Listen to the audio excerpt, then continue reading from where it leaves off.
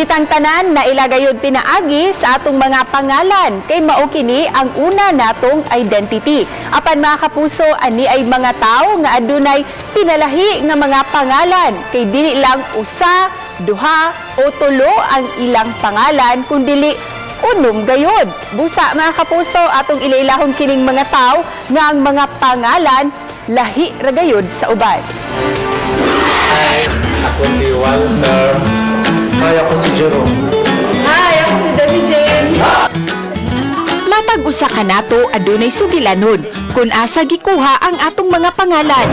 Ang uban gimugna sa atong mga ginikanan o nahimong kombinasyon sa pangalan sa atong inahan o amahan. Apan unsaon na lang kung ang imong pangalan. Hi, my name is Nori May Samantha Shane Laika Rose Manilag. Ingon ani kataas, siya si Nori, May, Samantha, Shane, Laika, Rose o mas naila sa angga nga Laika. Matud niya nga ang iyang mama mismo ang nagpangalan kaniya. Ang iyang gisulti na ko ato kay ang kanang Nori kay iya nga ni mama o nga ni papa. Yang kanang May birthday na ko. Yang kanang Samantha Shane Laika Rose kay sa pocketbook do niya gikuha. Mayang gingon. Gani tungod sa kataas sa iyang pangalan, nalapas na kini sa iyang school ID. O kunting eksaman, magdali-dali gani siya og suwat sa iyang pangalan sa papel. Magsuwat sa 1/4 o kanang sa mga nut or inkay kanang mga shading. Kana magdisuot kay gamay naman ang kinahanglan butang. Samtang kining usa, nagpalabi usab ang consonant letter sa iyang pangalan.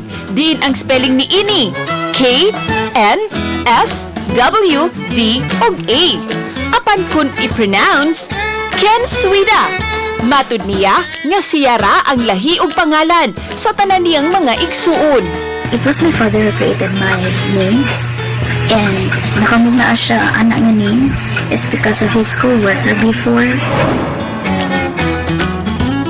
Ug kun si Ken Swida naglabi ang consonant letters, kining usa gihurot usab ang vowels nga a, e, i, o, u. Siya si Wayo. Diin dirambol ang 5 ka mga vowels sa iyang pangalan. Ang lisod yung expel sa akong naan kay bis ka ng like for example ka ng bag-o pa ng kaila magbalig yun ng UA niya maguna ang E sa I sa mga nga maglisod yung spell niya igading sa mga maestra lisod siya kay makalimtan kay kuan man ka ng very unique man siya din. Lahi usab ang pangalan sa iyang 4 ka mga igsuon. Diin gibase na po di ay ang first letter ni ini sa iyang pangalan. Ang letter O, pangalan sa ilang kinamagwangan nga si Oirituele. Samtang ang A, mao si Orinchi. Ug ang E, mao si Erloni. Ang ilang ika-4 usab nga igsuon, mao si Ainil. Nga matud pa, I need your love ang meaning.